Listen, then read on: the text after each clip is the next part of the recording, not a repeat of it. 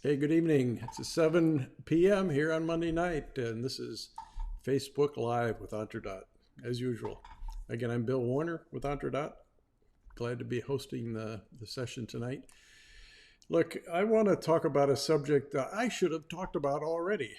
In fact, many times. I do a lot of discussions with entrepreneurs about managing customer expectations, but I've not done a video on it. So here's my first one. And you're the victims that are going to hear it first. So let's get into it. This is managing customer expectations, and I'm mainly talking about business to business kind of customer relationships. Much of the early part of what I'm about to cover covers business to consumer as well, particularly when you get into the marketing aspects of it, managing expectations. But beyond that, it's B2B kind of talk here. So here we go. What are the principles that guide this discussion? And it's in terms of managing expectations. The expectations set by you that your customer expects of you because you've told them so. So it starts with clear communication, of course. You've got to be really clear about what it is you're going to deliver. And then have a clear and specific delivery plan with milestones and content and all that sort of stuff. Good stuff. You know what you're going to deliver to them and when, in other words. And that the commitments for this are made by you and agreed to by your customers. And there's a document that says so. It's called a contract. And then once you've got the contract in place, it's time to execute. So you've got to execute with excellence, meaning you follow through on what you said you were going to deliver to them and when you were going to do it, because you set that expectation. And that you have a management process that guides you through the entire relationship and hopefully follow-up relationships that you're going to have with the customer that you really do good work for. So those are the principles that guide us through the rest of this discussion. So let me go further here. The first step in starting this process of managing expectation is when you first meet your next customer. You don't know they're going to be a customer yet because you're just meeting them. They responded to some marketing program that you had that caused them to be interested in talking to you. So you are establishing a relationship. And I stress the word relationship. Managing expectations and the trust that's behind this is defined by the positive working relationship you have with your customer. So first and foremost, start the relationship by having a discussion. Get to know each other. Get to know what each other is about. You can have a 5-10 minute conversation about just getting to know them, about their family, about their interests, their golf handicap, whatever it is that's appropriate to talk about. Then you get into the more serious matter when first meeting a customer is asking questions to get an understanding of their need. You must understand this. You cannot make good commitments if you don't understand what the heck it is they want and expect for that matter. So ask questions about their needs. Needs, question by question by questions. Ask it and then shut up and listen. You've probably heard me say that too many times, but it's true. Listen. This is time for you to listen. If you're going to be successful at all in setting or managing an expectation, it's because you understand what they need and why they need it. And you've gone through it in some detail and heard them talk about it. You understand the pain they're going through because they don't have a solution to whatever this need is. Once you've got that under your belt, you start communicating the possible solutions that you can offer. Now, this is still at the marketing management stage. So you're qualifying a lead, in other words, but you're explaining what you could possibly do for them. You're not committing anything yet. You're setting a tone that you can respond to their need. So this is not a time you're talking. And then the conversation ensues as they ask you questions about what this might look like. Not talking price yet or anything like that. We're trying to understand, do I have a solution that's going to match their needs? And if I do, I'm going to go for it. And I'm going to answer all their questions. And at some point in this conversation, you both have you as well as the customer both have a confidence level that's pretty high that you want to take the next step and transition into a much more formal sales process. So this said, marketing management is starting a relationship that is going to set the basis for how you're going to manage expectations. It's establishing what these expectations might be. So that's the first step, marketing. Let's go on to the next one. Next one, of course, logically, is sales management. Because now you've qualified this lead, they have a need that you can fulfill, and they'd like to hear more. So now you're going to have a sales meeting. Now, sometimes new people are going to be involved. So I say, if it's new people, you establish the relationship with them, or it's simply a matter of reestablishing the relationship you've already started in the marketing management step of this process. So again, you start by getting to know each other or refreshing what you know about each other and start establishing again this trusting relationship that you had started perhaps in the marketing management section of this process. You then have a conversation about the verification of their needs. So they're listening to you. Now they may have more to say to further clarify their needs, but you're starting to come across like you understand them because you heard them earlier. But before you spill the beans and map out a solution for them, you want to have this conversation because there may be other people in the room that add more value, more understanding of their issues. You want to hear them before you start blurting out what you're going to do. You want to know if there's any new news here. And once you've gotten through that listening, mutual listening, because they're going to probably say some more, but you're listening to them as they're talking about their needs again. You can start reintroducing at a high level what your solution will most likely be. This is going to be much more definite and in terms of functionality, more definite in terms of delivery timeframes, more definite in terms of how the solution could possibly be staged into implementation. It's not as high level as the discussion you had during the marketing management phase, but now you're getting much more specific, but you haven't made a proposal yet because that's the next step. The next step is you offer to make them a proposal with details that you'll present to them at a future point in time. In the event, though, that the marketing management meeting was sufficient for you to construct a great proposal, a well thought out proposal, you may be presenting it now in this meeting.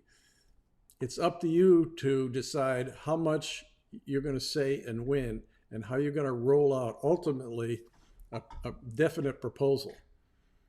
In the case I just went through, it's a second step of further understanding the details of their needs and further details of what you think you're going to do about it, followed by a comeback meeting with a proposal.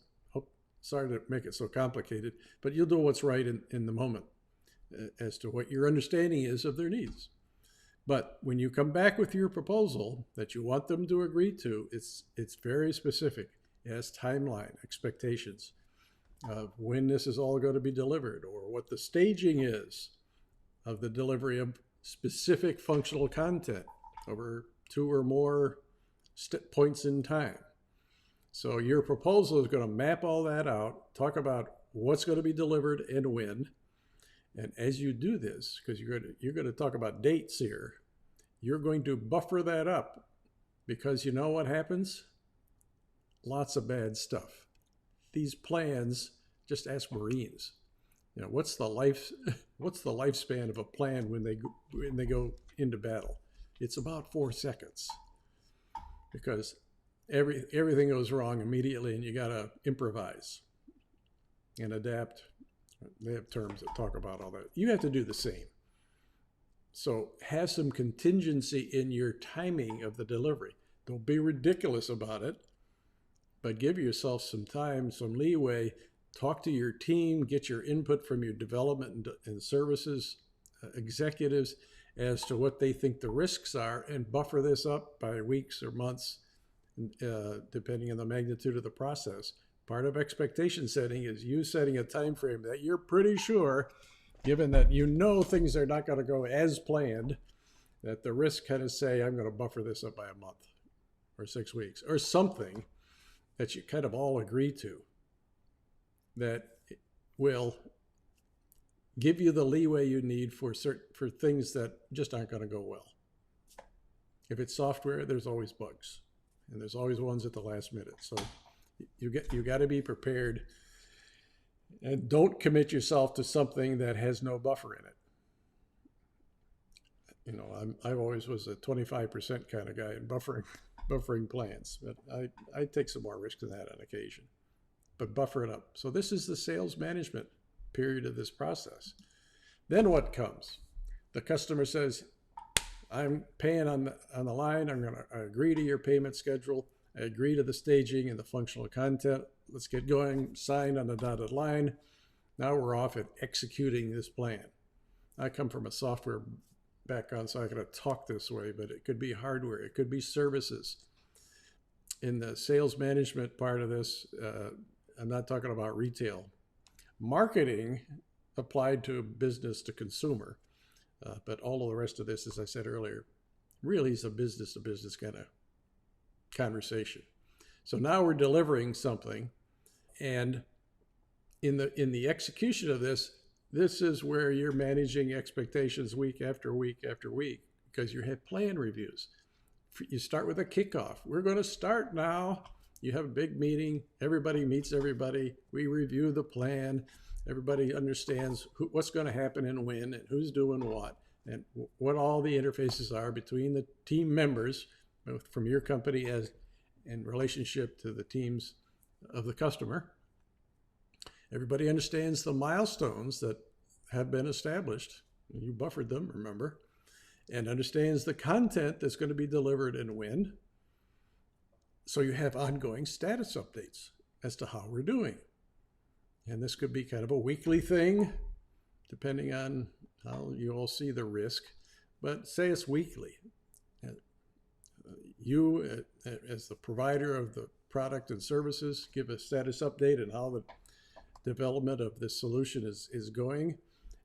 You're eventually going to reach a testing process, an early customer usage of your product that the customer of your customer, in other words, is going to be using. So you have ongoing status reports, and in these conversations, you are cognizant of the issues that are facing you and how it's eaten into your buffer. So you carefully orchestrate conversations about are you or are you not on target in meeting the objectives at each stage and the ultimate final delivery. So this is where the managing of expectations that you set way early on really meet the road. The rubber meets the road here. If you are in trouble, you think you're going to miss a checkpoint, a milestone, you give them as much of an early warning as possible. And don't just say, oh, we're going to miss by 2 weeks. You say, here's a set of issues that we have come up against. It's going to cause us a delay. Here's what we're doing about it. The delay is costing 2 weeks, and here's the new plan. Here's how we're going to recover some of that time in later milestones. You do this responsibly. So you manage an expectation. You didn't, in some cases, you weren't able to meet it, even though you buffered it, but you are acting responsibly to give them early warning and a recovery plan in so doing. There's nothing else you can do. It is what it is. But you took every measure early on in the planning of all this to give yourself enough leeway that if something like this occurs of significance, that you'd be able to eat the delays. They would never be noticeable. So that's the execution phase. All of this time, you are nurturing this relationship with your counterpart in the customer's company, the right people within that company, and keeping them up to date as to how this is going. And they're doing the same for you because they're probably participating in the early tests and identifying customers that are going to use it early and all sorts of things like that. It gets kind of complicated. So what it takes is straight talk, honesty, integrity. You do what you say you're going to do. And if you can't, you recover responsibly. That's managing expectations. What are the results of all this hard work? Quite frankly, it's a lot. If you do this well, you'll have satisfied customers because they got what you said you were going to give them on schedule and with the content that you said you'd give them at each of the milestones. They're going to be inclined to trust you a whole lot more than they did when they first met you. You may get repeat business from them. They may have other projects. They may have add-ons to this current project they want you to take on. Now, this add-on thing has got to be managed carefully as well. You just don't, in the middle of the execution of your plan, just willy-nilly take on new features and capabilities and service methodologies that weren't in the original plan. One of the secrets to all of this is don't let the project grow without adjusting something. So let me give you a couple of examples. If your customer says, you know, that feature we talked about that we could wait until a future release, we do need it now. And you say, your answer is, we can certainly do that. But here's the cost of doing that. It could be additional money required because you need additional resource, and it could be a delay in the delivery. So you're in a position of usually saying, sure, can do that, but you also come right back and say, here's what it costs to do it. Do not add new capabilities, features, service methodologies without understanding what it means to the commitment that you already made. Guard the sacredness of your commitment. You don't want to miss it. You don't want to change it without the customer realizing that it's changing because you're responding to something they asked for. If they want to change their priorities, they can do that within reason.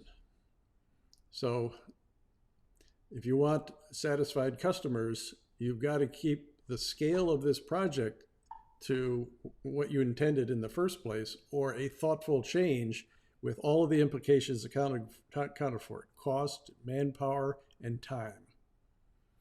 So if you do that, you'll have satisfied customers. You will have delivered what they want, regardless of when it's going to occur. But because you have managed their expectations all along the way as how they're going to get what they want, even though they changed their mind a couple of times. So you're more likely to get the repeat business, and then referrals, because when they talk to others, they say, what a great job your company did. And they refer you to a new piece of business. Of course, testimonials are always valuable. You put them on your website and refer to them as well. And depending on the kind of company, you may become a valued partner in other ways. So lots of good things come from managing customer expectations, meaning you deliver what you said you were going to deliver in the time frame you said you were going to do it. That's it. That's managing expectations in less than 20 minutes. And you've heard this old adage probably many times. You probably said it yourself. Here I've explained many of the techniques of actually under-promising and over-delivering. Be a hero. Under-promise and over-deliver. If you make it on schedule or ahead of schedule, less than budget, maybe did a few features more, even though I told you not to do that without understanding the cost, but able to do it anyway, and still meeting your commitments in the cost that they're paying. Under-promise and over-deliver, and you'll always have a customer that's willing to do a lot for you, including repeat business. So I see I have one question. It's not that long, but I think I know what the person means. Is what if I really messed up is what this person is asking. And I have no excuse. I messed up and it's a surprise. Well, after I got through saying to you, don't allow surprises, foresee them and manage them. But sometimes you miss. If you miss, you fess up. You apologize. Your relationship is founded in trust. And if you messed up, say so. I think 8 out of 10 or 9 out of 10 experienced customer executives will say, okay, I got it. But in this case, as in the other, when you discover that you're going to miss it and you get some lead time, you do the same thing. You get right back to them with a plan of recovery. And you bend over backwards and maybe take a little less profit from this project because you messed up. That's the cost of it. That you eat some of the overrun and recover and get moving again and don't miss another commitment. But whether it's you discovering that you're going to miss it or it's a total surprise to both of you, because perhaps they missed a commitment for information that you needed or support that you needed. And they should probably do the same with you because it's going to cause you to miss your schedule. And you knew that all the time because that was part of the plan. So a complicated answer to a simple question, but the simple answer is you talk it through and you step back on your trust and the integrity of your relationship. That's it. I hope that was helpful. Enjoyed talking to you this evening on a very important subject, and this video will be available tomorrow on Facebook. Have a great evening. I'm Bill Warner with EntreDot.